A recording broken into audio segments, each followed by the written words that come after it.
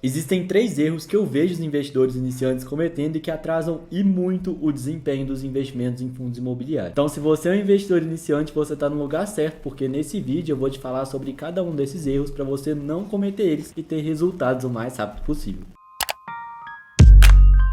E aí, meus amigos, tudo bem? Como é que vocês estão? Sejam muito bem-vindos ao meu canal novamente. Se você ainda não me conhece, eu sou o Guilherme e aqui a gente fala tudo sobre investimentos e, especificamente, fundos imobiliários. Então, se você gosta desse tipo de investimento, já deixe seu like aqui e se inscreve no canal para receber sempre os vídeos novos e ficar cada vez mais atualizado sobre os investimentos. É super normal quando a gente está começando a investir, a gente não saber muito bem o que a gente está fazendo, principalmente porque aquilo é uma coisa nova e que a gente não tem muito conhecimento, né? Eu, por exemplo, quando comecei a investir, cometi todos esses 3 erros que eu vou falar aqui para vocês, e se eu não tivesse cometido esses erros, eu tenho certeza que eu teria resultados muito melhores no longo prazo. Então vamos lá começar a falar sobre os nossos erros. O primeiro erro que eu cometi e vejo muitos investidores cometendo é o erro de comprar um fundo imobiliário e ficar olhando a cotação daquele fundo imobiliário a qualquer momento. Eu vejo muito que as pessoas compram um fundo e todo dia elas ficam olhando lá na corretora, né? Se aquele fundo valorizou, se ele desvalorizou, como que ele tá indo ali na bolsa de valores. Fazer esse tipo de coisa pode te atrapalhar muito, porque quando a gente fica olhando o desempenho do nosso fundo imobiliário, a gente começa a ficar ansioso com as variações que esses fundos têm todo dia. Como os fundos imobiliários são investimentos de renda variável, todo dia, a todo momento, os preços deles mudam. Então vão ter dias em que seus fundos vão estar valorizados, vão ter dias que eles vão estar desvalorizados, vão ter semanas que eles vão ficar a semana inteira desvalorizados, e tá tudo bem, porque essa é uma característica desse tipo de investimento. E se você fica olhando muito, pode chegar num momento que o seu fundo imobiliário ele fica um período ali negativo, né? E você fique com vontade de vender, porque você acaba associando a qualidade daquele fundo imobiliário à cotação dele, o que não tem nada a ver. Não é porque um fundo ficou uma semana no negativo, um mês no negativo, que ele é um fundo ruim. Ele pode ser um fundo bom, mas ele pode ficar negativo ali por algum motivo. Ou você pode ter comprado ele caro, ou pode ser alguma movimentação no mercado. Então o preço que aquele fundo está sendo negociado, né, a cotação dele não tem muito a ver com a qualidade do fundo e não deve ser um indicativo para você pegar e vender aquele seu fundo. Na última declaração do imposto de renda, eu peguei vários casos em que as pessoas compraram um fundo, ficaram olhando muito a cotação, o fundo ficou por um tempo desvalorizado, as pessoas venderam aquele fundo desvalorizado e aí perderam um monte de dinheiro ali na diferença, né, entre o preço que elas compraram e o preço que elas venderam. E o segundo ponto sobre essa questão de ver o fundo imobiliário desvalorizado e ficar com medo da desvalorização desses ativos é que o valor daquele fundo imobiliário, né, o preço que ele está valendo, não interfere no rendimento que aquele fundo imobiliário vai te pagar. Então aquele fundo imobiliário pode variar para mais, pode variar para menos,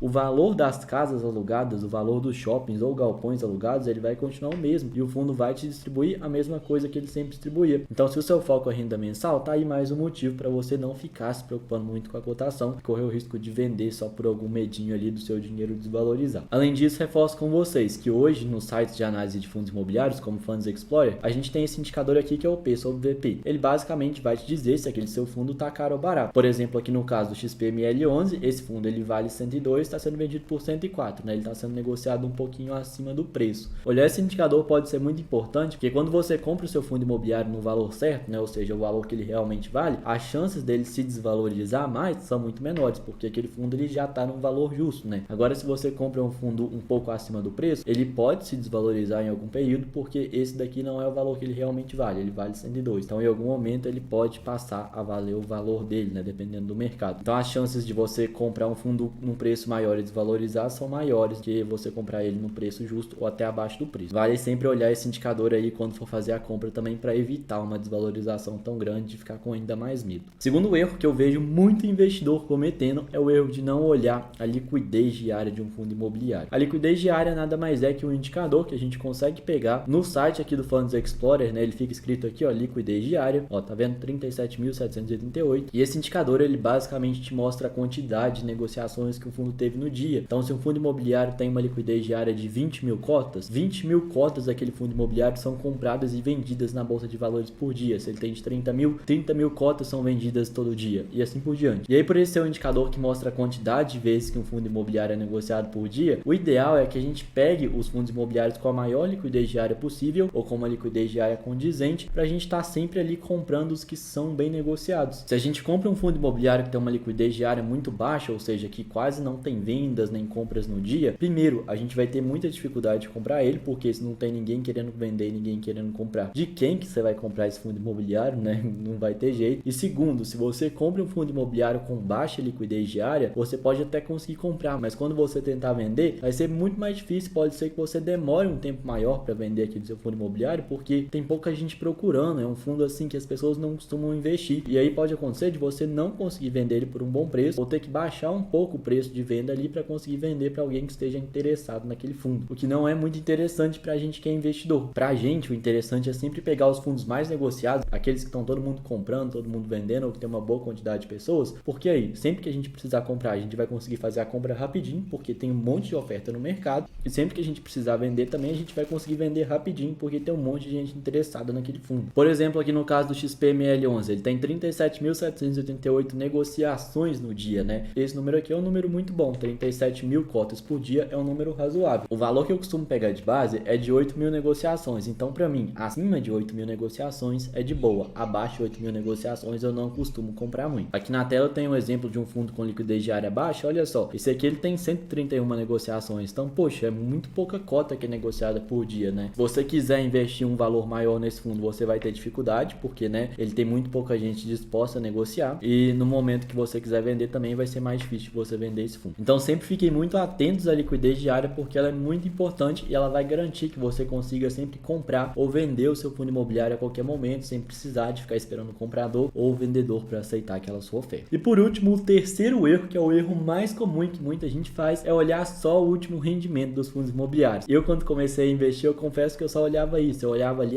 quanto que esse fundo pagou aqui no último mês. E aí, se fosse um rendimento bom, eu comprava. Se não fosse, eu deixava para lá. Quando o fundo imobiliário paga um rendimento mensal, aquele rendimento que ele está te pagando, ou ele vem dos resultados que aquele fundo teve, né? Ou seja, da renda que ele teve de aluguel, ou ele pode vir de uma conta contábil do fundo, né? Que o fundo tem ali, que chama reserva de lucro. Então, às vezes, os fundos vão tendo lucros, eles não distribuem todo esse lucro e guardam parte desse lucro numa reserva. E aí, essa reserva fica lá disponível para eles pagarem quando eles quiserem. E aí, pode acontecer de um fundo imobiliário pegar o valor dessa reserva de lucros e distribuir ele todo num mês, e juntar ainda o valor dessa reserva com o rendimento que ele teve no mês. Então, às vezes, um fundo pode pegar em um mês específico e receber os rendimentos de aluguel e tudo mais, né? Acumular aquele valor. E além desse valor de aluguel, ele junta mais o dinheiro da reserva. E aí, ele pega esses dois montantes e distribui para o investidor. Pode dar um dividendo muito acima do normal, porque o fundo está pagando um rendimento meio que duplo, né? Em determinado mês. Isso aí acontece direto e tem muito fundo imobiliário que faz isso. E aí, se você é um investidor que olha só o rendimento do último mês, se você vai analisar algum fundo imobiliário e naquele mês específico que você está analisando, esse fundo ele fez isso, ele pagou o rendimento de aluguel mais parte da reserva dele, você olha totalmente errado, porque o dividendo que vai vir daquele mês vai ser muito distorcido com a média de rendimentos que aquele fundo está acumulado a pagar. Afinal, o dinheiro da reserva é um dinheiro que ele tinha guardado, pagou a reserva, não vai ter mais reserva para te distribuir. E aí nos próximos meses ele vai voltar ao normal. E aí se você olha só esse período, né, determinado aí, você fica iludido com o fundo imobiliário. Olha só, aqui eu tô com o fundo imobiliário HGLG11 e ele tem ótimos exemplos disso que eu posso mostrar para vocês. Se a gente descer bem aqui embaixo desse fundo, nos relatórios de dividendos, a gente pode ver que esse fundo ele tem um dividendo constante, né? Então todo mês ele paga basicamente o mesmo valor. Só que aí em determinados meses ele dá um pico aqui, né? Que às vezes ele distribui a reserva e distribui um rendimento a mais. Ó, ele é acostumado a pagar 80 centavos. Em dezembro ele pagou 2,63. No mês de junho ele pagou 2,20. No mês de dezembro 1,75 e no mês de junho de 2022 de novo ele pagou 3,30. Se na hora que o investidor for analisar, ele estiver olhando esse mês específico aqui, que é um mês fora da curva daquele fundo imobiliário, né, e olhar, caramba, esse fundo imobiliário pagou 3,30 por mês, ele pode comprar esse fundo imobiliário aqui iludido com base num rendimento só, que foi aqui o rendimento do último mês. Só que aí quando for cair o rendimento do próximo mês e não cair esse dinheiro aqui, ele vai ficar decepcionado e achar que comprou um fundo ruim ou não vai entender o que está acontecendo. Dessa forma, para você evitar transtorno, esse tipo de dúvida aí, para não analisar fundo imobiliário errado, o ideal é sempre você analisar a média de rendimentos anual, ou seja, o valor total que ele pagou por ano, o histórico dele no longo prazo, que na realidade é o histórico que importa. A gente quer comprar fundos imobiliários que tenham um histórico de pagamento constante, que pagam constantemente. Se a gente compra um FI que paga bem só no mês e no outro não paga nada, aí não compensa, né? A gente quer ter uma renda mensal que vai crescendo e que seja ali presente todo mês na nossa carteira. E aí, para olhar isso no Funds Explorer, vocês vão fazer o seguinte: dentro do site aqui do Funds Explorer, né, quando vocês estiverem com a página de fundos imobiliários aberta, vocês vão vir nessa parte aqui de histórico de rendimentos. Então, por exemplo, aqui no HGLG11, nos últimos 12 meses, ele pagou 9,3% de rendimentos ao ano. Esse valor de média de 12 meses, vocês podem comparar ele com os concorrentes, porque aí quando vocês têm esse período grande, vocês têm a média de rendimento que esse fundo consegue pagar, que aí sim você vai saber qual fundo paga realmente bem, paga constante com base na data, que aí sim você vai saber diferenciar qual fundo realmente paga constante no histórico dele, do fundo que só tá tentando te iludir com o último rendimento do mês bom, mas com o resto do rendimento anual ruim. Um ótimo exemplo que eu tenho para mostrar para vocês aqui é o caso do GGRC11 e do HGLG11. Ambos são fundos imobiliários de galpões logísticos, e aí o último rendimento do HGLG11 aqui foi de 0,64%, enquanto o último rendimento do GGRC11 foi de 0,75%. Comparando esses rendimentos aqui, a gente vê que o HGLG11 rendeu proporcionalmente um valor menor que o GGRC11, né? Então pode entender, né? Pode deduzir que o GGRC11 paga mais que o HGLG11, que o último rendimento foi maior. Só que na prática não foi bem assim. Se a gente olhar o histórico anual de rendimentos deles, olha só, o GGRC11 nos últimos 12 meses pagou 8,65% e o HGLG11 nos últimos 12 meses pagou 9,30%. Então, por mais que o rendimento do HGLG11 aqui tenha sido menor que o do GGRC11 nos últimos 12 meses, no período de um ano, o HGLG11 acabou performando um pouco mais no quesito de dividendos em comparação com o GGRC11. Então, tem que tomar cuidado. Nem sempre o que está com rendimento maior do último mês é melhor que o que está com rendimento melhor do último mês. Olhar isso é muito importante e se você não olha, você pode cair no golpe do último rendimento bom. Essas foram as 3 dicas então, pessoal, sobre fundos imobiliários. Se você gostou desse vídeo, não deixe de me seguir aqui, deixar um like, deixar um comentário. Me segue no Instagram para acompanhar mais conteúdos de perto e eu vejo vocês no próximo vídeo. Um grande abraço e até mais.